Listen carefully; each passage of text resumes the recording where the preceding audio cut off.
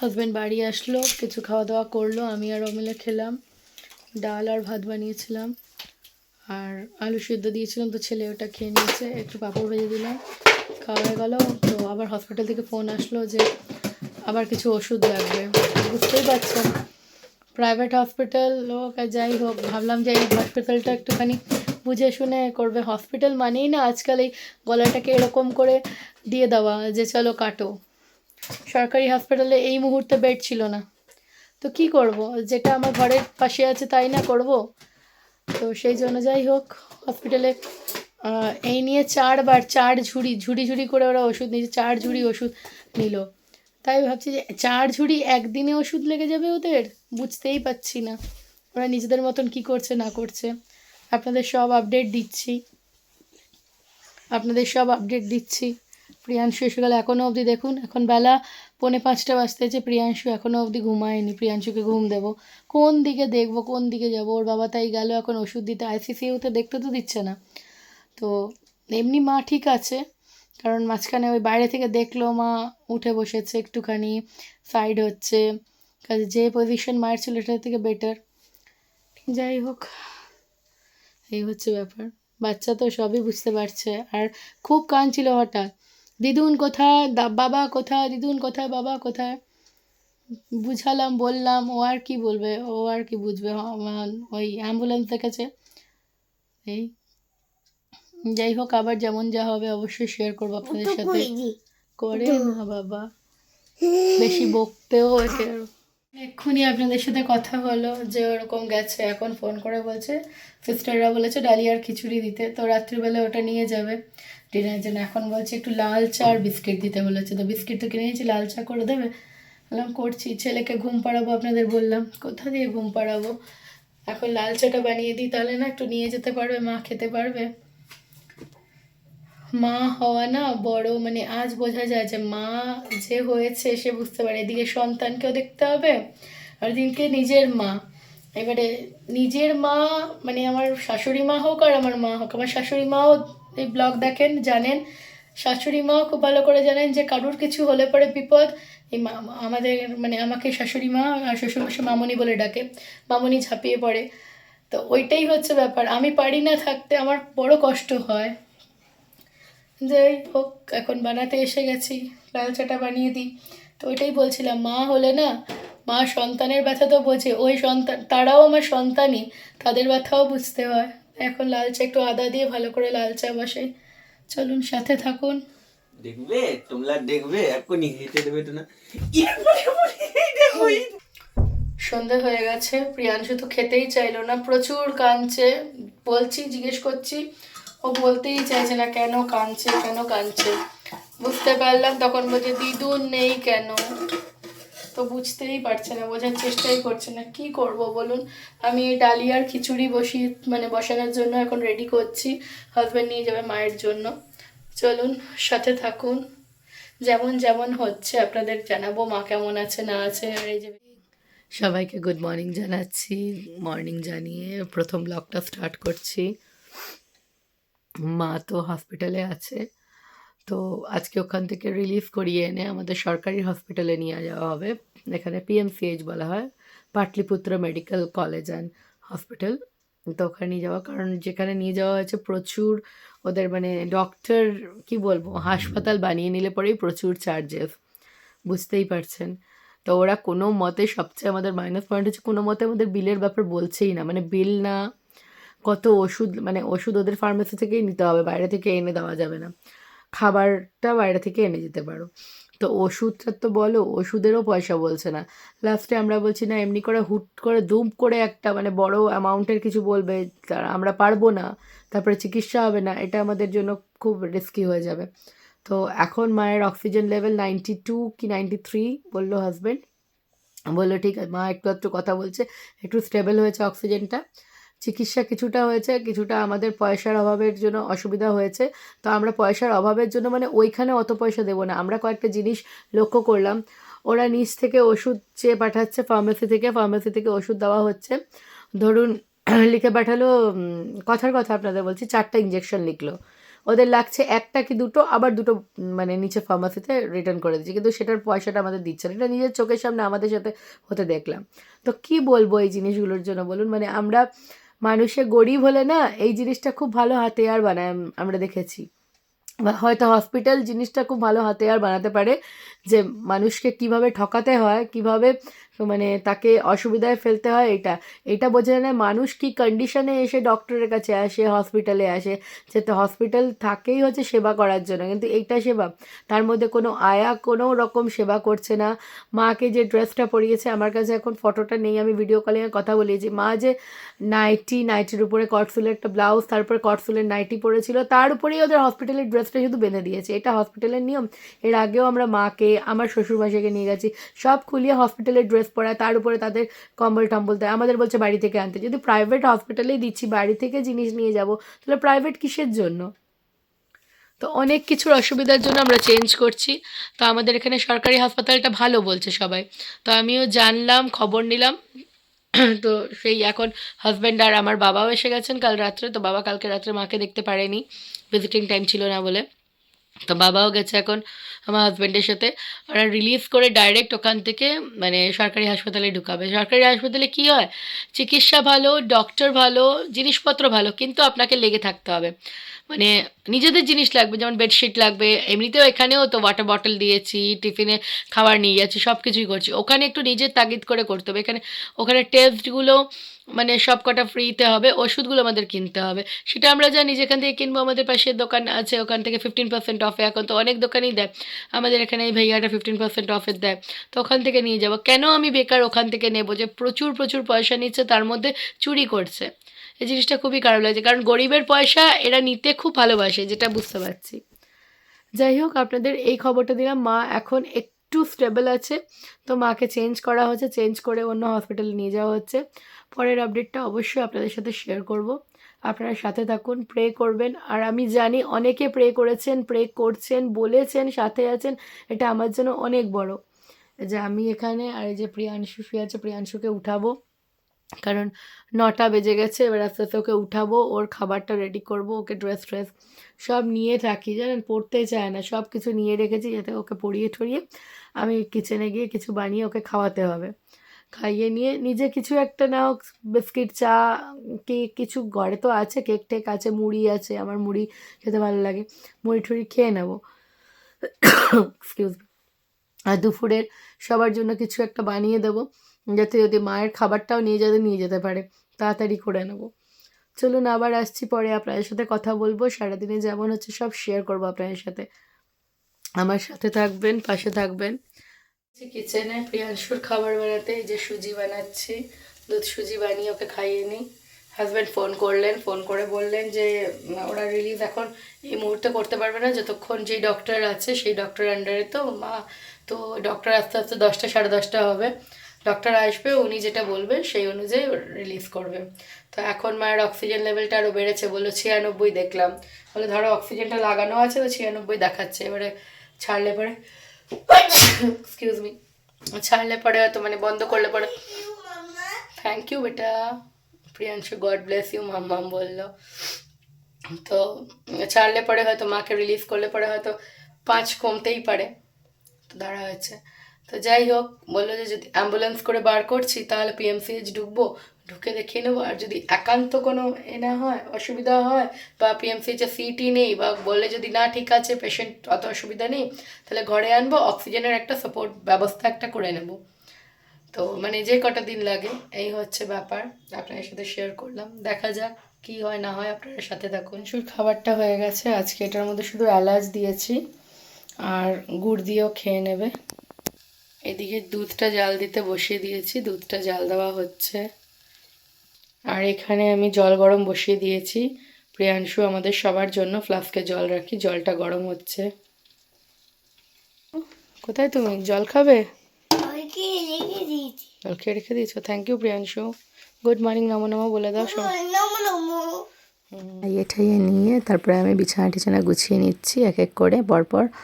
ও বলল যে আমি পড়বো, আরাম ঠিক আছে পড়বে, আমি একটুখানি গুছিয়ে টুছিয়ে নিই, তুমি এখন কি দেখছো দেখো, তারপরে আমি তোমাকে পরিয়ে নেব। তার মাঝখানে একটু এসে আদর খেয়ে নিল, আদর দিয়ে দিল, ব্যাস ঘরের কাজ করা শুরু করলাম। দৈনন্দিন জীবনে যেই কাজগুলো আমাদের করা দরকার লাগে সেই কাজগুলো করা স্টার্ট করে দিলাম।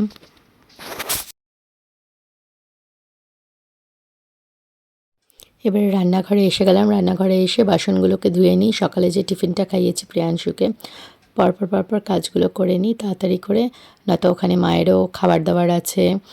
তারপরে রাত্রের বাসনগুলো গুছানোর আছে, সব ধুয়ে রেখেছিলাম, গ্যাসের উপরেই রাখা আছে। এখন আমি কাজগুলো তার পটপট করে নিই, কারণ অনেকগুলো কাজ বাকি আছে, পেন্ডিং রয়ে গেছে, সেগুলোও করতে হবে। আর প্রথমে আমি এবারে ভাত বসিয়ে নেব, তাই জন্য আমি চাল নিয়ে নিচ্ছি। তারপর হাজব্যান্ডকে ফোন করে জানালাম চাল বাড়ন্তি, চাল নিয়ে এসো গো। বললো ঠিক আছে। এখানে আমি চালটাকে ধুয়ে নিচ্ছি ভালো করে কচলিয়ে। চালটাকে ধুয়ে নিয়ে চালটাকে বসিয়ে দেবো, মানে ভাতটাকে বসিয়ে দেবো। বসিয়ে দিয়ে এবার যেই বাসনপত্র আছে সেগুলোকে ভালো করে আমি গুছিয়ে নেব। গুছিয়ে নিয়ে হাত টাত মুছে নিচ্ছি, তারপরে আমি নেক্সট কাজে যাব। আমি যাচ্ছি ফ্রিজ থেকে মাছ বার করতে। রুই মাছ আছে, পাতলা করে মাছের ঝোল ভাত বানাবো সবার জন্য, তাই এই যে মাছটা বের করে এনেছি। এই যে এই মাছটা আছে, করব ছেলের আর আমাদের একসাথেই বানাবো, তাই ভাবলাম যে করে নিই। এখানে দেখলাম 2 পিস গাদা আছে আর 3 পিস পেটি আছে, তো আমাদের হয়েই যাবে মোটামুটি। প্রিয়াংশুর একটা পেটি, বাবার একটা পেটি, আর মায়ের একটা পেটি, আর আমার আর হাজব্যান্ডের 2 পিস গাদা, আর একটা পিস পেটি থাকবে, ওটা প্রিয়াংশুর পরের দিন আরেকদিন খাইয়ে দেবো। তো আমি এটাকে জল দিয়ে রাখলাম, বরফটা গলুক। বানানো হয়ে গেছে সবার, ঢেকে দিলাম, একটু ফাঁকা রাখলাম। আর এখানে মাছের ঝোল করবো বলে গাজর আলু কেটে নিয়েছি, ধুয়ে নিয়েছি, আর তার সাথে পেঁপেটাকেও দেব। পেঁপেটাকে ভালো করে কেটে ফেটে ধুয়ে নিয়ে রেডি করে নেব। এই যে রুই মাছটা জলে রেখেছি, খুব মানে বরফ হয়েছিল তো তাই জন্য। এই যে রুই মাছটা আছে, রুই মাছটার মধ্যে আমি পরিমাণ মতো নুন আর হলুদ মিশিয়ে নেব। নুনটা দিয়ে দিলাম, এরপরে হলুদটা দিয়ে দেবো, অল্প হলুদ ছড়িয়ে দিচ্ছি। এবারে ভালো করে হাত দিয়ে মাখিয়ে নেব। আমি আজকে রুই মাছের পাতলা ঝোল করছি। এটা মানে প্রায় দিনই আমাদের বাড়িতে হয়, আলু গাজর আর পেঁপে দিয়ে এটা করছি। রুগীর জন্য ভালো, ন্যাচারালি আমরা খেলেও ভালো। মাছে নুন হলুদ মাখিয়ে রেখে দিয়েছি। এইখানে আমার পেঁপে গাজর আলু সব সিদ্ধ হয়ে গেছে, এবার আমি ঝোলটা করব। চলুন আপনাদের দেখিয়ে দিচ্ছি। প্রিয়াংশু কোথায়? প্রিয়াংশু, এই যে প্রিয়াংশু একা একাই খেলছে, কি করবে বলুন? ঘর আমাকে বন্ধ করে রেখেই করতে হচ্ছে, তাও অনেক হেল্প করছে আমাকে। মাঝে মধ্যে আমার চোখ থেকে জল আসলে পরে মুছিয়ে দিচ্ছে, বলছে আমার বুকে এসো। বুঝতেও পারছে, কাল সন্ধ্যে থেকে কিচ্ছু টিফিন করেনিও। রাত্রে খুব কষ্টে একটু ডালিয়ার খিচুড়ি খাওয়ালাম, যেটা মায়ের জন্য বানিয়ে পাঠিয়েছিলাম, ওরকম ওটাই খাওয়ালাম। এখন এই সকাল থেকে খেয়ে দিয়ে উঠে খেলছে, একটু মোবাইল দেখছে, এই করছে। পড়তে বসবে তো আমি গেলে পরে, তাই না? আর আমার জন্য ওয়েট করছে, বলছে চলো না রোদে গিয়ে বসবো। বললাম আগে রান্নাটা করে নিই। না বাবা আর তো নেই, বাবা আনবে তারপর না। চলুন আমি রান্নাটা করি। আমি গ্যাসটা জ্বালাই।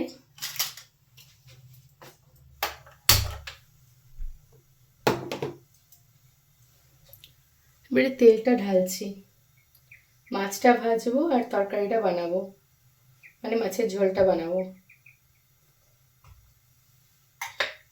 পরিমাণ মতো তেল দিয়ে দিলাম। মাছটা খুব আলতো হাতে হালকা করে ভাজবো। তেলটা গরম হয়েছে, আমি অল্প নুন দিয়ে দেবো তেলে, সামান্য পরিমাণে নুন দিয়ে দিলাম। নুন দিয়ে একটু চারিধারে নাড়িয়ে দিচ্ছি, যাতে মাছটা এদিক ওদিক না লেগে যায়, লেগে গেলেও যাতে উঠে যায়।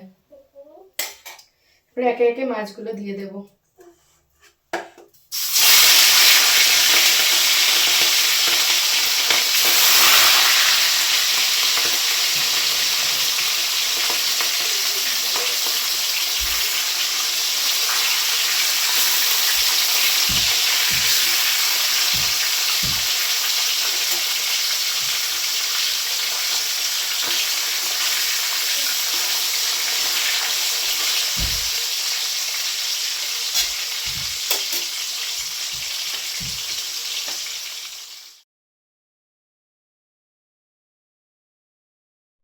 মাছগুলো সব ভাজা হয়ে গেছে, মাঝখানটা ফাঁকা করে গোটা জিরা দিয়ে দিলাম ফোড়ন, আর সব ভেজিটেবলসগুলো দিয়ে দিয়েছি। এবার গোটা কয়েকটা কাঁচা লঙ্কা দিয়ে দিলাম, আর টমেটো নেব, টমেটোটা কেটে ওর মধ্যে দিয়ে দেবো। হলুদ দিয়ে দিয়েছিলাম, নুন দিয়ে দিয়েছি, অল্প মিষ্টি। এবার ভেজিটেবল স্টকটা দিয়ে দিলাম আর অল্প পরিমাণে জল দিয়ে দিলাম। এবার ঢেকে দেবো, এটা ফুটবে আস্তে আস্তে। এই যে মাছের ঝোলটা দেখুন টকবক করে ফুটছে, আমার ডান হয়ে গেছে পাতলা মাছের ঝোল। তার সাথে আমার ঘরের কাজও প্রায় কমপ্লিট, ভাত তো হয়ে গেছে দেখিয়েছি, বাসন টাসন সব ধুয়ে ঠুয়ে কমপ্লিট করে সিঙ্ক ঠিঙ্ক পরিষ্কার টরিষ্কার করে ভালো করে হাত ঠাত ধুয়ে নিলাম। এরপরে ঘরটা ঝাড় দিয়ে নেব, পরিষ্কার করে নেব, ঘর পরিষ্কার করে নিয়ে তারপরে যাবো প্রিয়াংশুকে স্নান করিয়ে নেবো, নিজে স্নান করে নেবো। হাজব্যান্ড ফোন করে জানালো যে এতক্ষণে, এখন বাজে হচ্ছে 1:45, এতক্ষণে রিলিজ করেছে মাকে ওখান থেকে। এখন ওরা পিএমসিএইচে নিয়ে যাচ্ছে, মানে সরকারি হাসপাতালে। দেখা যাক যদি ওখানে না নেয় তাহলে তো ঘরে নিয়ে আসবে, তারপরে ঘরেই ব্যবস্থা করা হবে আপাতত। না নেয় মানে সিট না থাকলে নেবে না, এমনি কোনো ব্যাপার না, সিট থাকাটা দরকার, মানে বেড থাকাটা দরকার। এই হচ্ছে ব্যাপার, ভুলভাল সব বলছি, মাথা কিছু কাজ করছে না, দেখছে না মুখ চোখ মুখের অবস্থা। যাই হোক, এখন মাছের ঝোলটাকে বন্ধ করব, এখানে ঢাকা দিয়ে দেবো আর যাই আনুষঙ্গিক কাজগুলো করে নিই।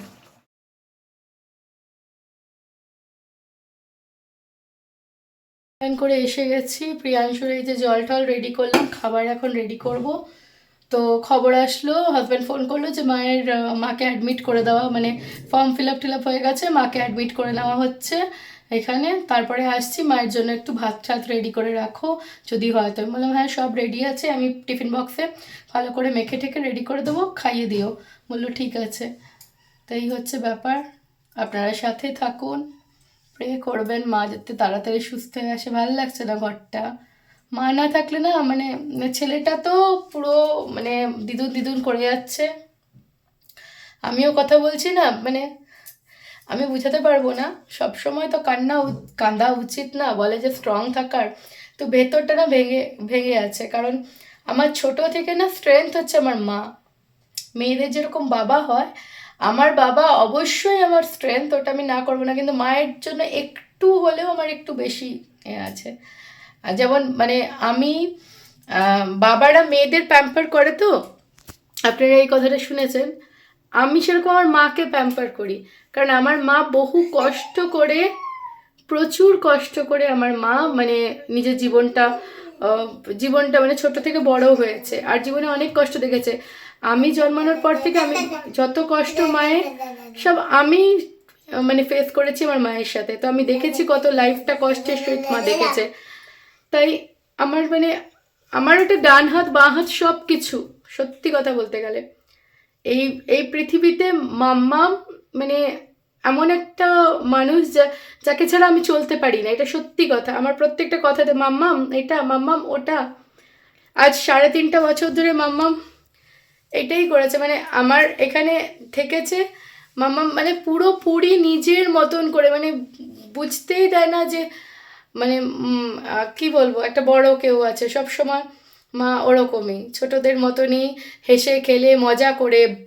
আমার মা কোনোদিন না ওই খুব বকতো না, ছোটোবেলায় খুব মার খেয়েছি, সেই মার হয়তো এখন একটা বাচ্চারা খায় না, প্রচুর পিটান খেয়েছি। মানে পুরীর যে লাঠিগুলো, সেই লাঠি থেকে আরম্ভ করে বেত বাঁশ পেয়ারা গাছের ডাল হাতা খুন্তি সব, প্রচুর প্রচুর এক্সপেরিমেন্টেশন হয়েছে আমার উপর। আজকালকার বাচ্চাদের সাথে করলে আর বাচ্চারা কথা বলবে মায়ের সাথে? কথাই বলবে না, বলবে ওরকম মেরেছে, কিছু না কিছু করেই নেবে। কিন্তু আমার সাথে আমার মায়ের বন্ডিং ওরকম, একটা সময় অবধি মা অমনি ছিল, তারপরে এমন ভালো বন্ধু হয়ে গেছে যে মায়ের সাথে সব কিছু বলতে পারি। আজকের ডেটে তো ওরকমই, আর মা আমার সাথে সব কিছু বলে, কি হচ্ছে না হচ্ছে, কি করলে ভালো মন্দ সব কিছু। তো সেই আপনাদের প্রেয়ার অনেক কাজ করেছে, মা অনেকটা মানে কালকের থেকে অনেকটা স্টেবল আছে। তো মায়ের সরকারি হাসপাতালে ভর্তিটা হয়ে গেল সব আপনাদের প্রেয়ারের জন্য। আমাদেরকে নিজেদের প্রেয়ারে রাখবেন, আমাকে রাখুন না রাখুন, আমার মাকে রাখবেন, আমার মা যাতে সুস্থ হয়ে ভালো হয়ে বাড়ি ফেরে, এইটুকু আপনাদের কাছে চাইছি। চলুন আমি রেডি করি সব খাবার দাবারগুলো। এসে গেছি প্রিয়াংশু আর আমার খাবার, তাড়াতাড়ি হাজব্যান্ড বললো তুমি খেয়ে নিও কারণ আমাদের তো লেট হবে। তো আমি আর বাবুরটা নিয়ে আসলাম, আগে বাবুকে খাইয়ে দেবো, তারপরে আমি ওদিকে খেয়ে নেবো। চলুন খাবারটা খাইয়ে নিই, তারপরে ওরা আসুক, তারপরে কথা। হাজব্যান্ড বাড়ি এসেছে, প্রিয়াংশু আসুন পেতে দিয়েছে, খাচ্ছে। মায়ের খাবার রেডি করে দিয়েছি, ও খেয়ে এবারে বেরোবে আবার মায়ের খাবার নিয়ে। হাজব্যান্ড বেরিয়ে গেল মায়ের খাবার নিয়ে। শুভ সন্ধ্যা, এই যে এসে গেলাম কিচেনে, মুখে একটু হালকা হাসি দেখতে পাচ্ছেন, তারও কারণ আছে। মা ফোন করেছিল, ভিডিও কলিং, হাজব্যান্ড ওখানে আছে, ভিডিও কলিং করছে, আমি চা বানাচ্ছি বাবার জন্য, নিজে একটু খাবো। হাজব্যান্ড ছিল, ভিডিও কলিং করে বলছে, কিরে ব্লগ ছাড়িস নি কেন, তোর বাবারটা দেখতে পাচ্ছি না। মানে এতটুকু সুস্থ হয়েছে মা, একটু হলেও হয়েছে, অক্সিজেন চলছে। আর বললো যে শ্বাসকষ্ট হচ্ছে, মা নিজেই বলছে শ্বাসকষ্ট হচ্ছে, তাই অতটা খেতে পারিনি রে, অল্প খেয়েছি। বললাম ঠিক আছে। যে ছাড়িস নি কেন ব্লগ? বললাম কি মাথায় কিছু আসছে না, কি করব, ভালো লাগছে না। না না কিছু না, শোন একটা শোন, ওই যে তুই এত বড় বড় ছাড়তে না পারলে পরেও একটা কাজ করিস না, তুই যে পকোড়াটা বানিয়েছিলি না 31 তারিখ রাত্রে, ওই চিকেন পকোড়াটা ছেড়ে দিস তো ব্লগে। সেই আমি ব্লগে চিকেন পকোড়া ছেড়েছি, ভাবুন। মায়ের কথা রেখেছি। আপনারা সবাই মানে অনেকেই আমাকে দু একজন কমেন্ট করেছেন, পার্সোনালি কমেন্ট করলেন, হোয়াটসঅ্যাপে কমেন্ট করেছেন যে মা এমনি আছে, তুই ব্লগ ছাড়তে পারলি।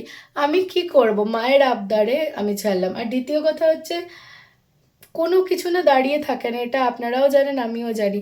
লাইফ তো আছে, লাইফটাকে তো চলতে হবে। আজ ধরুন না কথার কথা, আমি রান্না না করি, তাহলে আমার ছেলেটা খাবে কি করে?